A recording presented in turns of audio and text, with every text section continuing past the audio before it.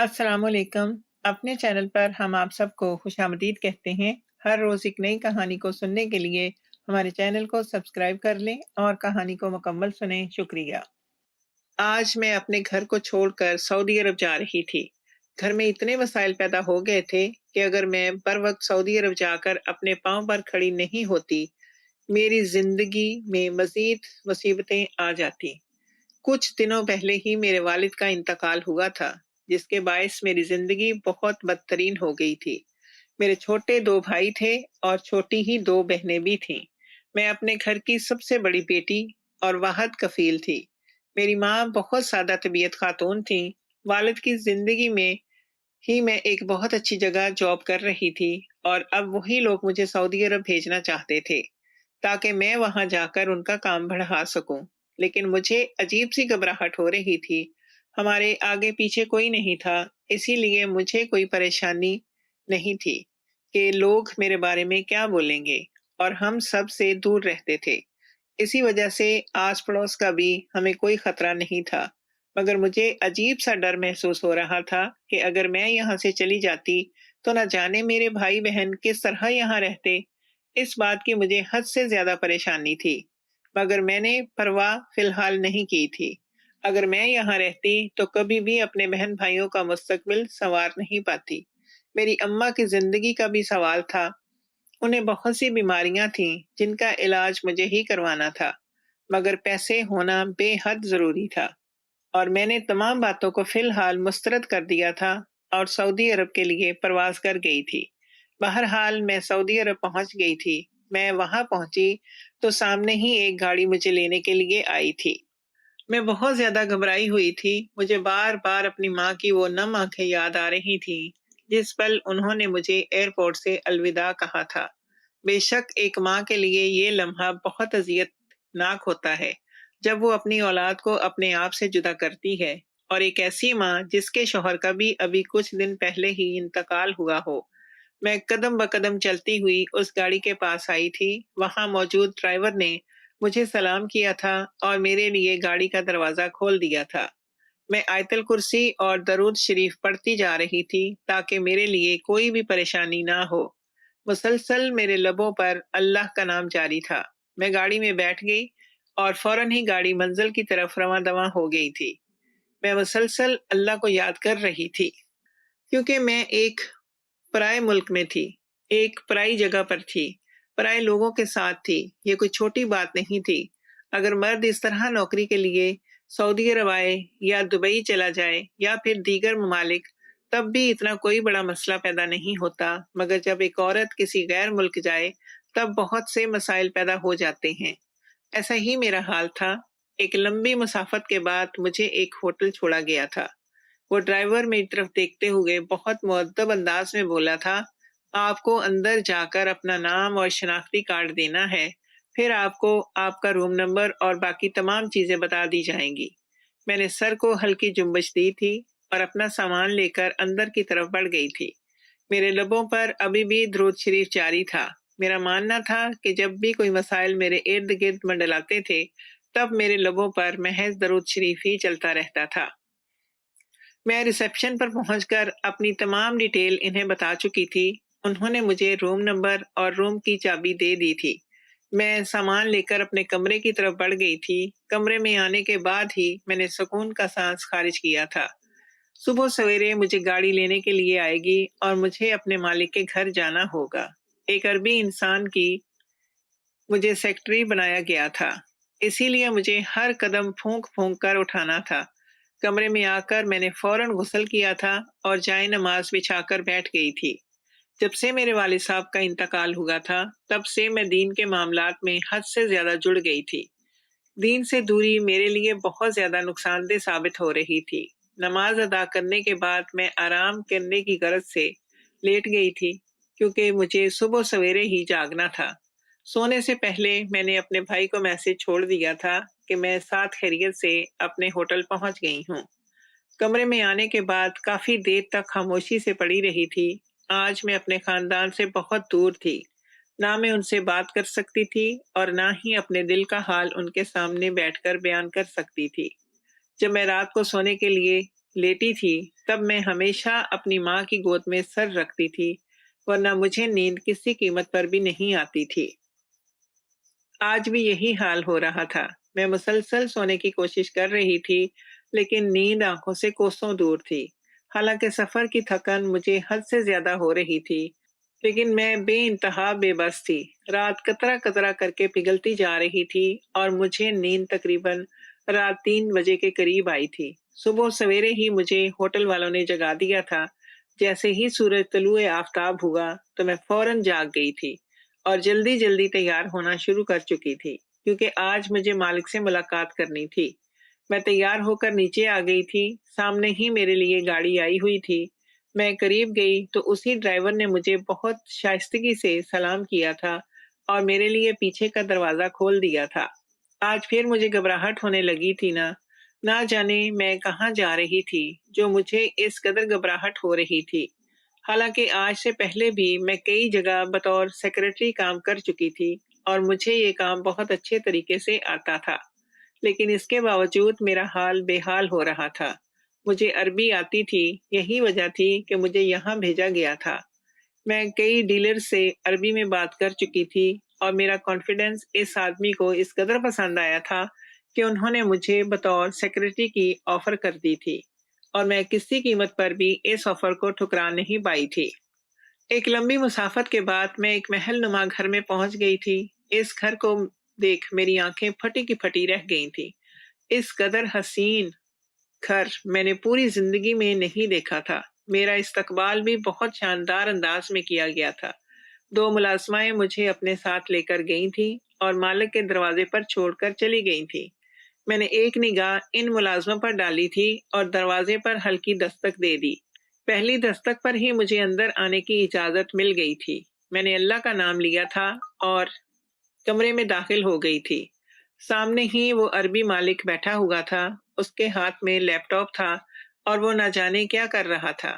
میں نے گلا کھنکھار کر انہیں اپنی طرف متوجہ کیا تھا۔ میں نے سب سے پہلے انہیں سلام کیا اور ان کا حال احوال دریافت کیا تھا، جبکہ وہ فوراً میری جانب متوجہ ہو گئے تھے اور اپنا حال احوال بتا کر مجھے بیٹھنے کی ہدایت کی تھی، مگر میں خاموشی سے ان کے سامنے بیٹھ گئی تھی۔ وہ مجھ سے ادھر ادھر کی باتیں کرنے لگے تھے، سفر کے متعلق پوچھنے لگے تھے اور میں نے بھی حرف بحرف انہیں ہر بات بتا دی تھی۔ انہوں نے اپنی تمام تر پالیسی مجھے بتا دی تھی کہ مجھے یہاں پر کام کس طرح سے کرنا ہے اور میرا کام کس نوعیت کا ہوگا۔ میں نے شکر ہی کیا تھا کہ مجھے زیادہ ان کے آگے پیچھے گھومنے کی ضرورت نہیں ہے۔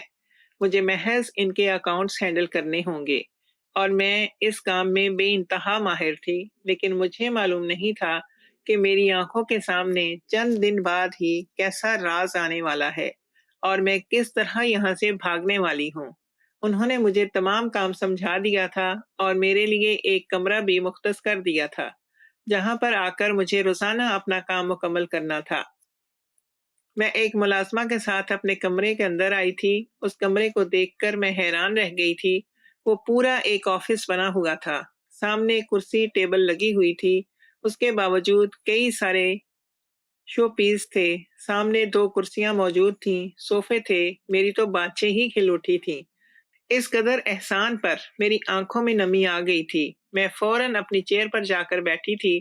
مجھے اپنا آپ ایک مالکن کی طرح لگ رہا تھا، مگر یہ ممکن نہیں تھا۔ شاید یہ لوگ سیکرٹری کو اتنی ہی عزت دیتے ہیں کیونکہ وہ ان کا ذاتی کام کر رہے ہوتے ہیں۔ میں نے فوراً ہی اپنے گھر فون لگا دیا تھا۔ یہاں آنے کے بعد مجھے ایک سم بھی دی گئی تھی جس کے ذریعے میں پاکستان رابطہ کر سکتی تھی۔ میں نے اپنی ماں کو فون کیا تھا تو ان کے رونے کی آواز سن کر میرے قدموں تلے سے زمین نکل گئی تھی۔ میں بے ساختہ اپنی جگہ سے کھڑی ہوئی تھی اور وہ پریشان لہجے میں بولی تھی، یہ کیا ہو گیا ہے؟ امی، سب خیریت ہے؟ آپ کیوں رو رہی ہیں؟ اگر کوئی پریشانی کی بات ہے تو مجھے ضرور بتائیں۔ میں تمام معاملات حل کرنے کی کوشش کروں گی۔ پلیز اس طرح نہ روئیں۔ میری گلو گیر آواز سن کر جیسے وہ ہوش میں آئی تھیں اور روتے ہوئے بولی تھیں، تمہاری بہت یاد آ رہی ہے۔ ساری رات میں بے چینی میں گزار گئی۔ میں ایک پل کے لیے بھی سو نہیں پائی۔ تم واپس آ جاؤ۔ ہم 2 وقت کی روٹی کھا لیں گے مگر سکون کی زندگی گزار لیں گے۔ ہمیں نہیں چاہیے بہترین مستقبل، مجھے میری بیٹی چاہیے۔ جبکہ میں اپنی ماں کی تڑپ پر دھیما سا مسکرائی تھی۔ میری آنکھوں میں بھی نمی آ گئی تھی۔ جس طرح وہ رات بھر جھاگی تھیں، اسی طرح میں بھی رات بھر جھاگتی رہی تھی۔ ابھی جدائی سہنا بہت مشکل تھا، لیکن دھیرے دھیرے سب ٹھیک ہو سکتا تھا۔ بہرحال میں نے امی کو بہت سمجھایا تھا، ان سے بہت ساری باتیں کی تھی، جس کے بعد ان کا دل تھوڑا ہلکا ہو گیا تھا اور میں فوراً ہی فون رکھ کر اپنے کام میں مگن ہو گئی تھی۔ مجھے جس نوعیت کا کام دیا گیا تھا وہ بالکل بھی آسان نہیں تھا، اسی لیے میں اپنی جان توڑ محنت کر کے پھل حاصل کرنا چاہتی تھی۔ ابھی تھوڑی ہی دیر گزری تھی جب اچانک میرے موبائل پر رنگ ہوئی تھی۔ میں نے موبائل اٹھا کر دیکھا تو سامنے انجان نمبر سے کال آ رہی تھی۔ نمبر سعودی عرب کا ہی تھا۔ میں نے فوراً سے کان سے لگایا۔ سامنے کوئی اور نہیں بلکہ میرے عربی مالک تھے۔ وہ مجھے ہدایت کر رہے تھے کہ ان کے لیے فوراً ہی لوازمات کی ٹرے سجا کر میں ان کے کمرے میں لے کر آؤں۔ میں حیران رہ گئی تھی، حالانکہ یہ میرا کام نہیں تھا۔ مجھے تو اکاؤنٹس ہینڈل کرنے تھے، مگر ان کے کہنے کے مطابق مجھے جانا ہی پڑا۔ میں ان کی سیکرٹری تھی اور سیکرٹری یہ سب کام کرتی ہی ہے۔ میں باہر آئی تو مجھے کوئی بھی نظر نہیں آ رہا تھا۔ ہر طرف سناٹے کا بسیرا تھا۔ فوراً نیچے چلی آئی تھی تاکہ کچن تلاش کروں، لیکن کچھ بھی حاصل نہیں ہوا۔ اچانک میری نظر ایک ملازمہ پر گئی تھی جو نہ جانے فون پر کس سے بات کر رہی تھی کہ اسے ارد گرد کا بالکل ہوش نہیں تھا۔ میں قدم پہ قدم چلتی ہوئی اس ملازمہ کے پاس آئی تھی۔ میں نے ابھی اس کے کندھے پر ہاتھ ہی رکھا تھا کہ وہ بری طرح سے ڈر کر کانپ اٹھی تھی اور جلدی سے پیچھے ہو گئی تھی۔ میں اس کی اس حرکت پر حیرت میں آ گئی تھی کہ بھلا ایسا بھی میں نے کیا کر دیا، اور اس میں اتنی ڈرنے والی بات کیا تھی؟ اس نے بر وقت اپنا موبائل پکڑ لیا تھا، ورنہ اس کا موبائل بھی ماربل پر گر کر چکنا چور ہو جاتا۔ وہ مجھے دیکھتے ہوئے منمنائی تھی، میڈم آپ دیکھ کر تو میرے پاس آئیں۔ اگر خدا نہ خواستہ میرا موبائل گر جاتا تو کتنا بڑا مسئلہ پیدا ہو سکتا تھا۔ وہ اردو اسپیکنگ تھی۔ میں دھیما سا مسکرائی تھی اور اس سے معافی طلب کرتے ہوئے بولی تھی، مالک نے کہا ہے کہ ان کے لیے ایک ٹرے سجا کر مجھے لے کر جانی ہے، اس لیے آپ مجھے ناشتے کا بتا دیں کہ کیا معاملات ہیں۔ میں جلدی جلدی اس پر عمل کر لوں تاکہ مالک کو مجھ سے کوئی مسئلہ پیدا نہ ہو۔ میری بات سن کر اس نے مجھے اپنے پیچھے آنے کی ہدایت کی تھی اور سیدھے ہاتھ پر مڑ کر سامنے ہی کچن موجود تھا۔ کچن نہیں بلکہ وہ کوئی عالی شان جگہ تھی۔ اس عورت نے فوراً ہی عربی مالک کی ٹرے سجا دی تھی اور میرے ہاتھ میں تھماتے ہوئے بولی تھی، ایک مشورہ دوں؟ میں نے سر کو ہلکی جنبش دی تھی۔ وہ اچانک ہی بولی تھی، اپنے آپ کو اس مالک کے سامنے ڈھانپ کر رکھنا، ورنہ بہت مسائل پیدا ہو جائیں گے۔ جبکہ میں نے حیران ہو کر اس عورت کو دیکھا تھا اور اپنا سر چھٹک کر عربی مالک کے کمرے میں داخل ہو گئی تھی۔ سامنے ہی وہ وائٹ لباس پہن کر بیٹھے، نہ جانے اپنے لیپ ٹاپ میں ابھی تک کیا کر رہے تھے کہ میں حیران رہ گئی تھی۔ میں نے خاموشی سے ان کے سامنے ٹیبل لگائی تھی اور تمام لوازمات ان کے سامنے رکھتے ہوئے بولی تھی، سر اگر کسی اور چیز کی ضرورت آپ کو ہو تو مجھے یاد کر لیجئے گا، میں برابر والے کمرے میں ہی موجود ہوں۔ میں پروفیشنل انداز میں بول کر کمرے سے باہر نکلنے لگی تھی جب اچانک انہوں نے مجھے آواز دی تھی۔ میں نے پلٹ کر دیکھا تو یکدم انہوں نے اپنے پاس آنے کا اشارہ کیا تھا۔ میں حیرت کے سمندر میں غوطہ زن ہو گئی تھی، بھلا یہ آدمی مجھے اپنے قریب کیوں بلا رہا ہے؟ ایک پل کے لیے مجھے ڈر لاحق ہوا تھا اور اس ملازمہ کی بات میرے کان میں گونجی تھی کہ اپنے آپ کو ڈھانپ کر رکھنا۔ میں نے فوراً اپنا جائزہ لیا تھا اور میرا پورا وجود کپ کپا اٹھا تھا۔ میں نے بہت ہی خوبصورت لباس پہن رکھا تھا جو میرے جسم کو عیاں کر رہا تھا۔ یہاں آنے سے پہلے میں نے اپنے لباس پر دھیان نہیں دیا تھا، لیکن اب اس ملازمہ کی بات سن کر مجھے گھبراہٹ ہو رہی تھی۔ میں نے سن رکھا تھا کہ یہ عربی مالک بہت زیادہ عیاش قسم کی طبیعت رکھتے ہیں، کئی عورتوں کی زندگی کو تباہ کر دیتے ہیں، مگر انہیں کوئی فرق نہیں پڑتا۔ بس یہی وجہ تھی کہ میں تھوڑی گھبراہٹ میں مبتلا ہو گئی تھی، لیکن میں نے اپنا سر جھٹک دیا تھا۔ انسان جتنا برے برے خیالات اپنے دماغ میں لاتا ہے، ان کے ساتھ ایسے ہی واقعات پیش آ جاتے ہیں۔ میں ان کے پاس گئی تو اچانک ہی میرا سیدھا ہاتھ تھام لیا انہوں نے۔ میرے پورے جسم پر کپ کپی طاری ہو گئی تھی۔ میں ان سے اپنا ہاتھ چھڑانا چاہتی تھی، لیکن اب یہ ممکن نہیں تھا۔ وہ مجھ سے جان میں کئی حد تک زیادہ تھے۔ अचानक ही उन्होंने मेरी हथेली की पुष्ट पर अपने होंठ रखे थे और मुझे देखते हुए खुमारज़दा लहजे में बोले थे, "आप बेइंतहा खूबसूरत हैं। मैंने आप जैसी खूबसूरती अपनी ज़िंदगी में नहीं देखी, जबकि मैं पूरी तरह से मुजस्समा बन गई थी। आज तक मैंने किसी भी मर्द को अपने करीब आने की इजाज़त नहीं दी थी। मेरा दिल चाह रहा था कि उस आदमी का मैं मुंह तोड़ दूं, कि उसने किसकी इजाज़त से मेरे हाथ की पुष्ट पर अपने होंठ रखे हैं। या कोई अच्छी बात तो थी नहीं ये, बल्कि बेइंतहा गैर इखलाकी अमल था। मैं मोमिन थी, अल्लाह को मानने वाली। उस रब्बुल आलमीन ने गैर मर्द की जानिब करीब जाने से इनकार फरमाया है और ऐसी हरकत को ज़िना में शुमार किया जाता है। मैं अल्लाह से दिल ही दिल में माफ़ी मांगने लगी थी। मुझे मालूम नहीं था कि मुझे यहाँ आने के बाद ये सब भी बर्दाश्त करना पड़ेगा, लेकिन मैं फिर भी खामोश रही थी। वो आदमी ये हरकत करके बिल्कुल ऐसा हो गया था जैसे उसने अभी कुछ कहा ही ना हो। वो खामोशी से अपनी ट्रे में मौजूद लवाजमात चुन चुन कर खा रहा था। मैं खामोशी से सर झटक कर कमरे से बाहर आ गई थी। मैं सीधा अपने ऑफिस आई थी और जल्दी जल्दी अपने हाथ को रगड़ रगड़ कर साफ किया था। मेरा दिल धक धक कर रहा था। मैं अपने आप को अब कसूरवार ठहरा रही थी कि मैंने यहाँ आने की गलती ही क्यों की। मगर कुछ देर बाद ही मेरा गुस्सा ज़ाइल हो गया था, क्योंकि मुझे अपने घर वालों का बेहतरीन मुस्तकबिल सँवारना था। मेरे बहन-भाई मेरे लिए मेरी औलाद की मानिंद थे।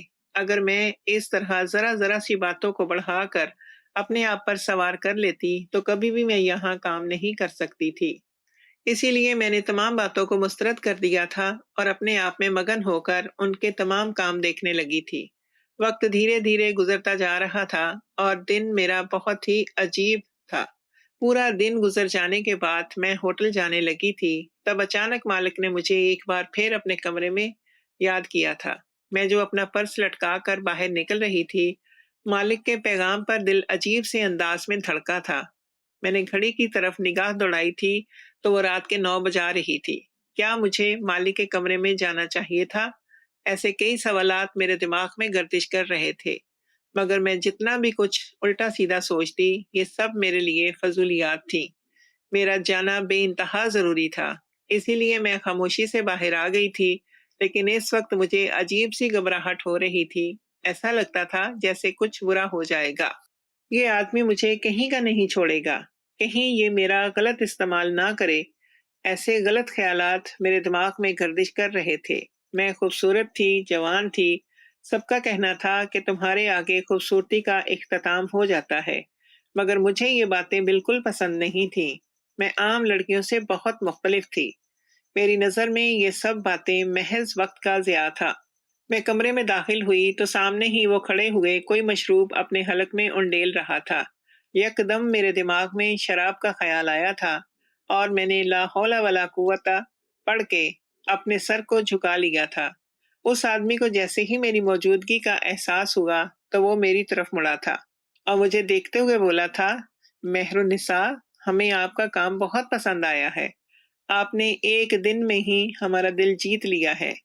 फौरन हमारे हुक्म की तामील की है, हमारी हर बात पर सर झुकाया। इसीलिए हमने फैसला किया है कि हम अपने इस आलीशान महल में आपको भी एक कमरा अतिया करेंगे, ताकि आपको सुकून मिले। आप बेसुकून होकर जल्दी-जल्दी अपना काम ना निपटाएं और भागने की तैयारी ना करें। इसीलिए अब आप मेरे साथ इस आलीशान महल में ही रहेंगी। आपको किसी भी परेशानी का सामना नहीं करना पड़ेगा। तमाम मुलाज़िमीन आपके हाथ में हैं, आपको जो चाहिए आप उनसे बोल सकती हैं। जिस चीज़ का दिल आपको चाह रहा है, वो बनवा कर खा सकती हैं। जो कपड़े आपको पहनने हैं, वो आप पहन सकती हैं। आपको किसी किस्म की भी रोक-टोक नहीं की जाएगी। क्या आपको ये ऑफ़र कबूल है? और जो पैसे आपके काटे जा रहे थे ताकि होटल का रेंट दे सकें, वो भी आपके अब नहीं कटेंगे, क्योंकि आपके पास अपनी जगह है। बोलें, ये सब ऑफ़र आपको कबूल है? मैं चंद पल के लिए खामोश हुई थी और कुछ सोचकर मैंने फौरन हाँ बोल दिया था। मेरे लिए एक एक रुपया बहुत कीमती था। मैं किसी कीमत पर भी अपना पैसा ज़ाया करना नहीं चाहती थी, क्योंकि मुझे अभी 4-4 ज़िम्मेदारियों को निभाना था। अम्मा की हर ज़रूरियात को पूरा करना था। मुझे ऊपर का ही ये कमरा दे दिया गया था। اس کمرے کو دیکھ کر بھی میں حیران رہ گئی تھی۔ وہ کمرہ بھی بہت عالیشان طرز پر بنا ہوا تھا۔ یقیناً یہ کمرہ مہمانوں کے لیے مختص تھا، لیکن میرے حوالے کر دیا گیا تھا۔ میں نے اپنا تمام سامان ہوٹل سے منگوا کر یہاں پر سیٹ کر لیا تھا اور سکون سے لیٹ گئی تھی۔ یہ رات میرے لیے تھوڑی گھبراہٹ والی تھی، لیکن مجھے جلد نیند آ گئی تھی۔ میں پہلے دن کی نسبت آج بہت سکون سے سوئی تھی، لیکن مجھے صبح سویرے ہی اٹھا دیا گیا تھا اور میں فوراً تیار ہو کر باہر آ گئی تھی۔ میں ابھی اپنے آفس والے کمرے میں داخل ہوتی، اچانک ہی میری نگاہ مالک کے کمرے پر گئی تھی۔ وہاں سے ایک خوبصورت لڑکی باہر آئی تھی۔ میں اپنی جگہ پر یکدم ٹھہر سی گئی تھی۔ جہاں تک مجھے معلوم تھا، مالک کی شادی ابھی تک کسی سے نہیں ہوئی تھی۔ ہاں، وہ ایک عربی تھا، لیکن اس کے باوجود انہوں نے شادی نہیں کی تھی۔ پھر یہ خوبصورت لڑکی کون تھی؟ لیکن جیسے ہی اس نے چلنا شروع کیا تو میری آنکھیں پھٹی کی پھٹی رہ گئی تھیں، کیونکہ اس سے چلا بھی نہیں جا رہا تھا۔ آخر اس کے پیچھے کیا وجہ تھی؟ اس بات سے میں ناواقف تھی۔ جب تک وہ گھر سے باہر نہیں نکل گئی، تب تک میں اپنی جگہ پر کھڑی اس کو جاتا دیکھتی ہی رہی تھی۔ ایک پل کے لیے میرے دل میں غلط خیالات آئے تھے، لیکن میں نے اپنا دھیان جھٹک دیا تھا۔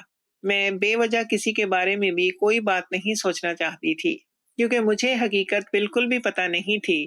میں خاموشی سے اپنے آفس والے کمرے میں داخل ہو کر اپنی کرسی سنبھال چکی تھی۔ تھوڑی ہی دیر ہوئی تھی، تب ایک لذیذ ٹرے سج کر میرے لیے آئی تھی۔ میں نے حیران ہو کر اس ٹرے کو دیکھا تھا۔ وہ ملازمہ مجھے دیکھتے ہوئے بولی تھی، یہ ٹرے صاحب کے کہنے پر آپ کے کمرے میں پہنچائی جا رہی ہے۔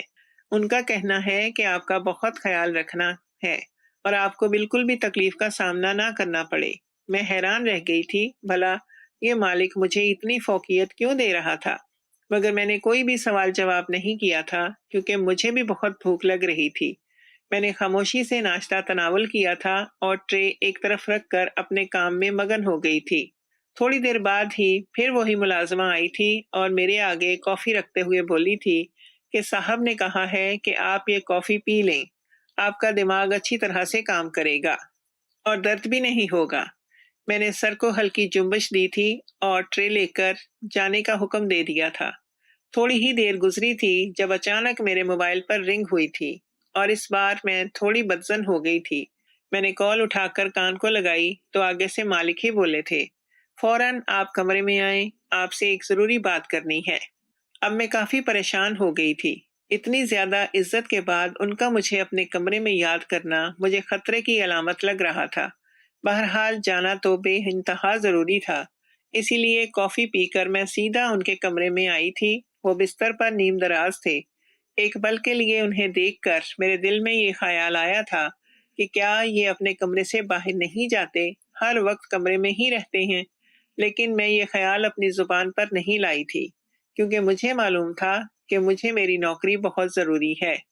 اگر میں نے ان کے ساتھ کوئی بھی بدتمیزی کی یا پھر انہیں غصہ دلایا تو میں کہیں کی نہیں رہوں گی۔ وہ مجھے دیکھتے ہی بولے تھے، آپ کو ناشتہ اور کافی کیسی لگی؟ میں نے سر کو ہلکی جنبش دی تھی اور ان کی جانب دیکھتے ہوئے بولی تھی، بہت اچھی، آپ کا بہت شکریہ کہ آپ نے میرا اتنا خیال رکھا۔ میں ہمیشہ آپ کی احسان مند رہوں گی۔ میرا یہ کہنا تھا کہ وہ یکدم اپنی جگہ سے اٹھ کر بیٹھ گئے تھے اور میری طرف دیکھتے ہوئے بولے تھے، خوبصورت عورتوں کے لیے اتنا کرنا تو ہمارا حق ہے، جبکہ میں عجیب سی کیفیت کا شکار ہو گئی تھی۔ وہ مزید بولے تھے، مجھے آپ سے ایک بہت ضروری بات کرنی ہے، مگر سمجھ نہیں آ رہا کہ بات کا آغاز کس طرح سے کروں۔ میں خاموش تھی، کیونکہ مجھے بات کی نوعیت نہیں معلوم تھی، اسی لیے میں صرف اور صرف ان کا چہرہ دیکھ رہی تھی۔ کافی وقت بیت گیا تھا، لیکن وہ چپ تھے۔ انہوں نے کچھ بھی نہیں کہا تھا۔ میں یکدم بولی تھی، اگر کوئی بات ہے تو آپ بلا جھجک مجھے بول سکتے ہیں۔ آپ کی وجہ سے میں آج اس مقام پر پہنچی ہوں۔ میں آپ کو کبھی بھی مایوس نہیں کروں گی۔ جو آپ بولیں گے، آپ کی بات کی عزت لازمی کی جائے گی۔ میری بات سن کر انہوں نے میری طرف ایک نگاہ سے دیکھا تھا اور خاموشی سے مجھے جانے کا اشارہ کر دیا تھا۔ میں حیران رہ گئی تھی، حالانکہ انہوں نے مجھے یاد کیا تھا اور کوئی ضروری بات بھی کرنا چاہتے تھے، لیکن بات کیے بغیر ہی باہر بھیج دیا تھا۔ میرے لیے یہ عمل کافی حیرت انگیز تھا۔ میں خاموشی سے اپنے آفس آ گئی تھی اور اپنے کام میں مگن ہو گئی تھی، لیکن بار بار میرے دماغ میں یہی بات چل رہی تھی کہ آخر انہیں مجھ سے کیا بات کرنی تھی۔ آخر ایسی کون سی بات تھی جو یہ مجھ سے نہیں کر پائے، یا اتنا جھجک کیوں گئے تھے؟ حالانکہ یہ بہت بڑے مالدار انسان تھے، ان کے پاس دنیا جہاں کی دولت موجود تھی، ان کا جو دل چاہتا تھا وہ کر سکتے تھے۔ میرے دماغ میں یکدم ایک عجیب سا خیال آیا تھا، اور میں نے فوراً ہی اس خیال کو جھٹک دیا تھا، کیونکہ میں ایسی واہیات بات سوچنا بھی نہیں چاہتی تھی۔ میں نے فوراً ہی اپنی عزت کی اللہ تعالیٰ سے دعا مانگی تھی کہ میں جہاں بھی رہوں، بس میری عزت کی حفاظت کرنا۔ میں اپنے باپ کا نام کسی قیمت پر بھی ڈبونا نہیں چاہتی۔ میں جس طرح یہاں پر آئی ہوں اسی طرح سے واپس لوٹ جاؤں، مجھے کسی بھی پریشانی کا سامنا نہ کرنا پڑے۔ دن اپنی رفتار کے مطابق گزرتے جا رہے تھے، اور میری نظروں کے سامنے بہت عجیب معاملات گزر رہے تھے۔ رات کے وقت ہمیشہ وہ عربی مالک ایک نئی لڑکی کو اپنے کمرے میں بلاتا تھا، اور صبح سویرے جب میں کام پر جاتی تھی تب وہی لڑکی کمرے سے باہر آ رہی ہوتی تھی، لیکن اس کی چال میں فرق ہوتا تھا، وہ ٹھیک سے چل بھی نہیں پاتی تھی، اس کا حال بہت برا ہو رہا ہوتا تھا، اور وہ بہت اجڑی ہوئی ہوتی تھی۔ کئی بار میرے دل میں یہ تجسس پیدا ہوا کہ میں اس چیز کا مطالعہ کروں، مگر میں نے فوراً ہی سر کو جھٹک دیا تھا۔ میں زیادہ معاملات میں پڑنا نہیں چاہتی تھی، ویسے بھی میں ایک غیر ملک میں بیٹھی ہوئی تھی۔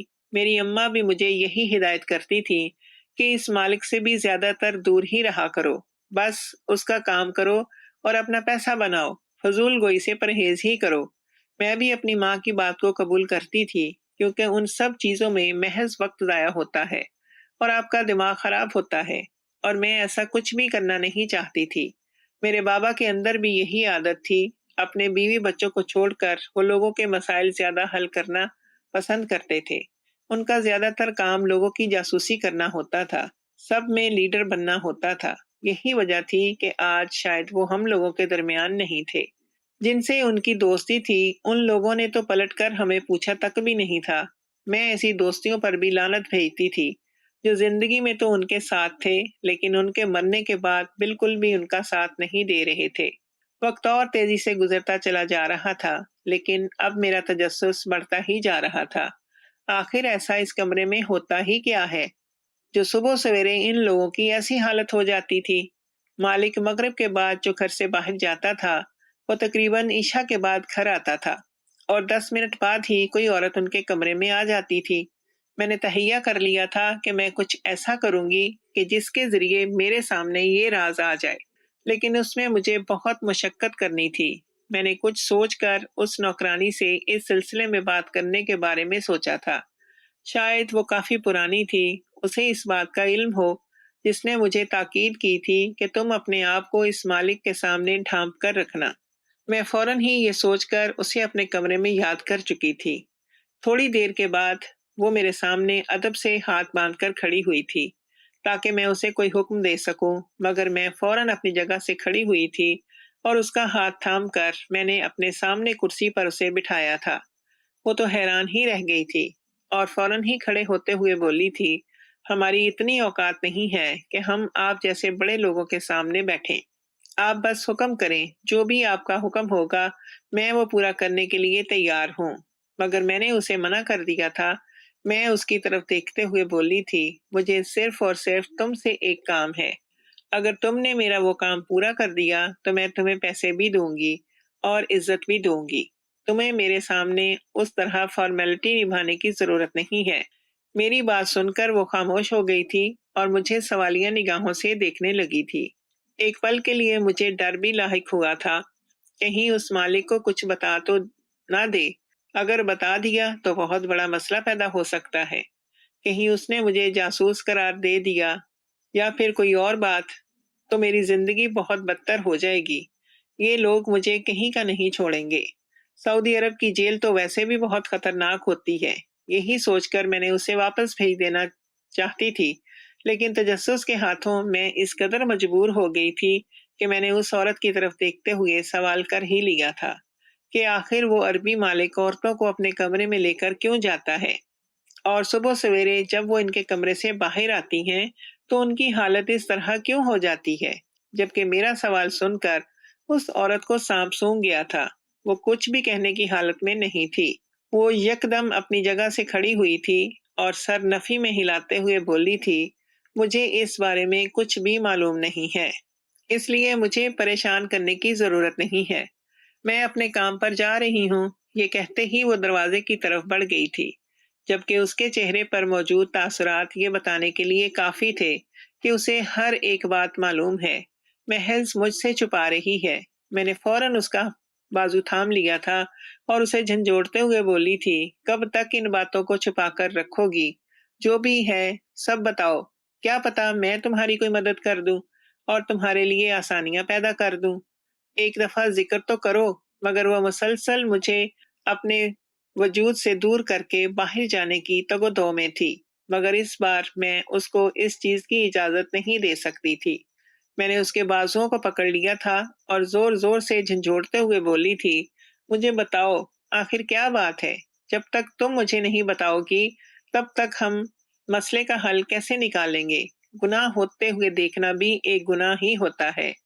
ایک بار ذکر تو کرو، کیا پتا میں تمہارے کام آ جاؤں۔ لیکن وہ بری طرح سے ڈر گئی تھی۔ اس کے منہ میں زبان ہوتے ہوئے بھی ایسا لگتا تھا جیسے زبان نہیں ہے۔ میں کچھ دیر کے لیے خاموش ہو گئی تھی، کیونکہ مجھے محسوس ہو گیا تھا کہ وہ کچھ نہیں بتائے گی۔ وہ بے بسی کی مورت بنی میرے سامنے کھڑی ہوئی تھی۔ میں نے تھک ہار کر اسے جانے کا اشارہ کر دیا تھا۔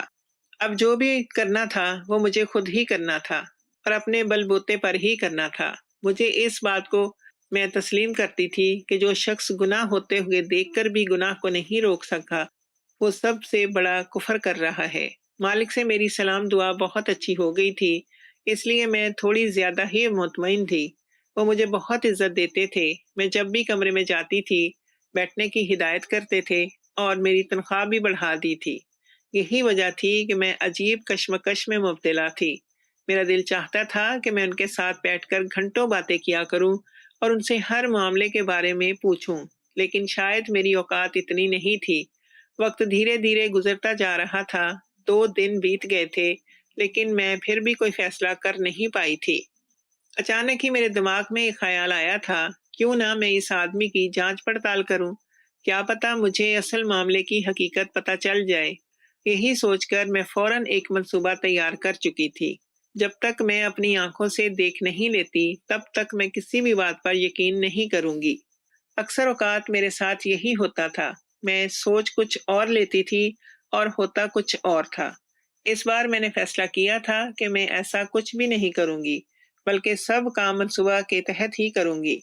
یہی سوچ کر میں نے مغرب کے وقت ان کے کمرے میں چھپ جانے کا فیصلہ کیا تھا، تاکہ میں اپنی آنکھوں سے دیکھ سکوں کہ وہ رات بھر اس عورت کے ساتھ ایسا کیا کرتے ہیں کہ صبح سویرے جب وہ کمرے سے باہر نکلتی ہے تو بیچاری ٹھیک سے چل بھی نہیں پاتی۔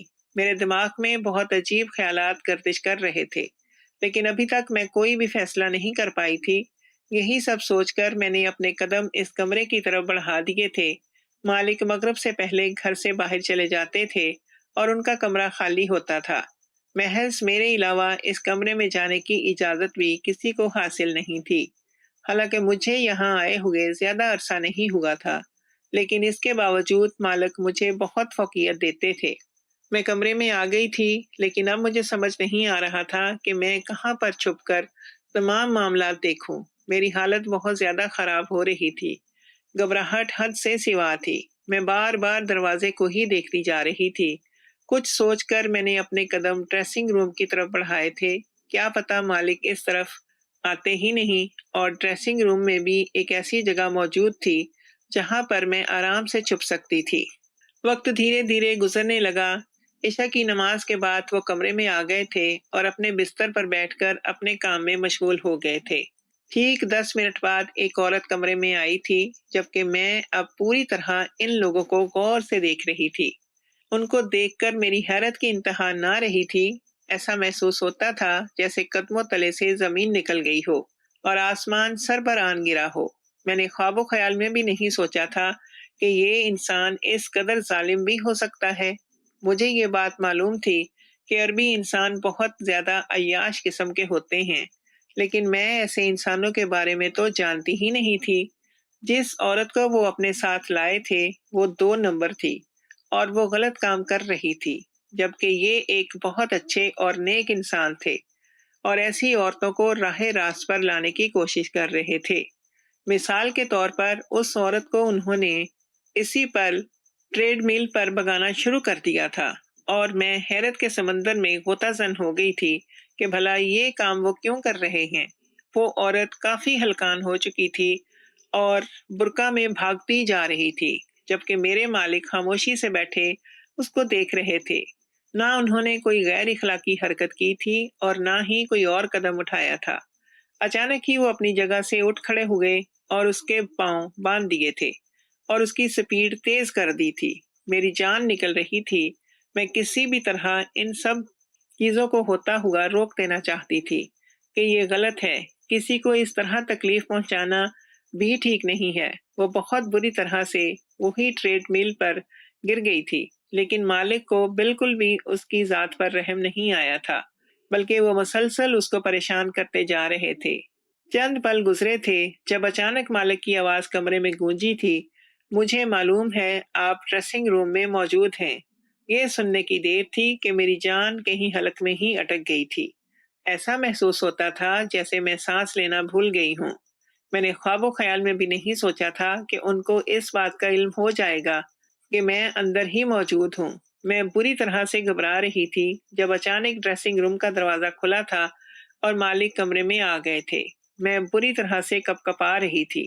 وہ کچھ کہتے اس سے پہلے ہی میں ان کے قدموں میں بیٹھ گئی تھی اور ہاتھ جوڑتے ہوئے بولی تھی، مجھے معاف کر دیں۔ میں سمجھی تھی کہ آپ غلط کام کرتے ہیں، اسی لیے میں یہاں ٹھہر کر دیکھنا چاہتی تھی، اور اگر آپ غلط کام کر رہے ہوتے تو میں لازمی آپ کو روکتی۔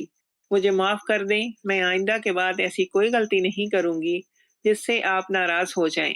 میں ان سے معافی مانگتی جا رہی تھی جب انہوں نے میرا بازو پکڑ کر مجھے کھڑا کیا تھا اور میری آنکھوں میں دیکھتے ہوئے بولے تھے، مجھے معلوم تھا کہ تم میری جاسوسی میں لگی ہوئی ہو اور مجھے دیکھنا چاہتی ہو کہ میں کیا کرتا ہوں، لیکن میں کچھ غلط نہیں کرتا۔ میں جانتا ہوں کہ اللہ نے ہمارے لیے کیا احکامات جاری کیے ہوئے ہیں۔ اگر میں غلط کام کروں گا تو میری یہ دولت جائیداد چند ہی پل میں ختم ہو جائے گی، اسی لیے میں تمام کام دیکھ بھال کر کرتا ہوں۔ یہ عورت ایک 2 نمبر خاتون ہے جو میرے ساتھ رات گزارنے کے لیے آئی ہے۔ میں اس کے پیسے دے چکا ہوں اور اپنی مرضی کے مطابق اس کو استعمال کر رہا ہوں، اسی لیے آپ کو پریشان ہونے کی ضرورت نہیں ہے۔ وہ 2 ٹوک انداز میں بولے تھے جبکہ میں خاموشی سے سر جھکا کر کھڑی ہوئی تھی۔ اچانک انہوں نے مجھے ہاتھ سے تھاما تھا اور میری آنکھوں میں دیکھتے ہوئے بولے تھے، ویسے بھی میرا ارادہ کچھ اور ہے۔ میں ایک پل کے لیے خاموش ہو گئی تھی اور پھر جو بات انہوں نے کہی تھی وہ سن کر میں دنگ رہ گئی تھی۔ میرے پاس جواب دینے کے لیے کچھ بھی نہیں تھا۔ ان کا کہنا تھا کہ میں آپ کو پسند کرتا ہوں، اسی لیے میں نے آپ کو پاکستان سے یہاں بلایا ہے۔ میں آپ سے شادی کا خواہش مند ہوں۔ کیا آپ میرے ساتھ زندگی گزارنا پسند کریں گی؟ میں آپ کی فیملی کو بھی ایک اچھی زندگی دوں گا اور آپ کو اپنی رانی بنا کر رکھوں گا۔ کیا آپ کو یہ سب چیزیں منظور ہیں؟ میرے پاس محض خاموشی تھی۔ کیا مجھے ان کی آفر قبول کر لینی چاہیے تھی یا ان کے پرپوزل کو ریجیکٹ کر دینا چاہیے تھا؟ کافی دیر سوچنے کے بعد میں نے اپنی طرف سے رضامندی ظاہر کر دی تھی، کیونکہ مجھے اس میں کوئی قباحت نظر نہیں آ رہی تھی۔ وقت دھیرے دھیرے گزرنے لگا تھا اور کچھ عرصے بعد میری شادی اس عربی سے بہت دھوم دھام سے ہوئی تھی۔ میرا پورا خاندان اس نے سعودی عرب ہی بلا لیا تھا اور میں اپنی پوری فیملی کے ساتھ عمرہ ادا کرنے کے لیے خانہ کعبہ گئی تھی۔ میں اب اپنے عربی مالک کے ساتھ بہت خوشحال زندگی گزار رہی ہوں، جبکہ میرے بہن بھائی اور اماں بھی میرے ساتھ سعودی عرب ہی شفٹ ہو گئے ہیں۔